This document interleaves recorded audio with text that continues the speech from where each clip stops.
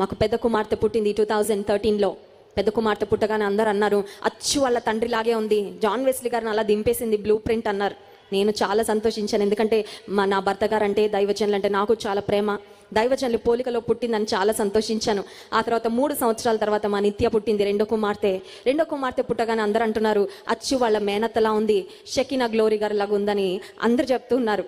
నేను కూడా సంతోషించాను, ఎందుకంటే మా వదిన అంటే నాకు కూడా చాలా ప్రేమ. సో మా వదిన పోలిక ఉందని ఐ వాజ్ హ్యాపీ. బట్ 6 నెలలు గడవగానే I found that I was pregnant. 3వ పాప మేము ప్లాన్ చేసుకోలేదండి. కనీసం 1 సంవత్సరమైన గ్యాప్ ఉండాలని ఏ తల్లైనా కోరుకుంటుంది. కానీ 6 మంత్స్ తర్వాత వెంటనే I found I was pregnant with ప్రశస్త. 3వ కుమార్తె 6 నెలలు అవ్వగానే నా కడుపున పడగానే నా మనస్సు సిద్ధంగా లేదు, నా శరీరం కూడా సిద్ధంగా లేదు. అయితే దేవుడిచ్చిన బిడ్డ, దేవుడు ముందే వాగ్దానం చేశాడు కాబట్టి ఆ బిడ్డ కడుపులో పడగానే మోకాళ్ళు వేసి ఒకటే ప్రార్థన చేశాను. అదేంటో తెలుసా? ప్రభా, 3వ బిడ్డని మళ్ళీ 9 నెలలు మోయాలి, మళ్ళీ కనాలి, కనే బాధ్యత, నొప్పులని నేనే పడతాను.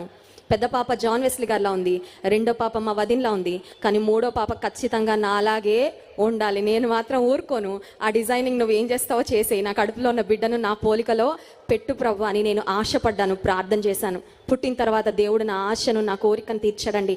అచ్చు చిన్నప్పుడు నా ఫోటో చూస్తే, నా చిన్న కుమార్తె పిక్చర్ పెడితే ఎగ్జాక్ట్ నా మినీ మోడల్ లాగా ఉంటుంది. దేవుడు నా చిన్న కుమార్తెను నా పోలికలోనే నా ఆశ నెరవేర్చడానికి దేవుడు ఇచ్చాడు. ఎందుకు ఈ మాట చెప్తున్నానంటే, తల్లిదండ్రులు తమ పోలికలో బిడ్డలను చూసుకున్నప్పుడు ఎంత మురిసిపోతారు కదండి.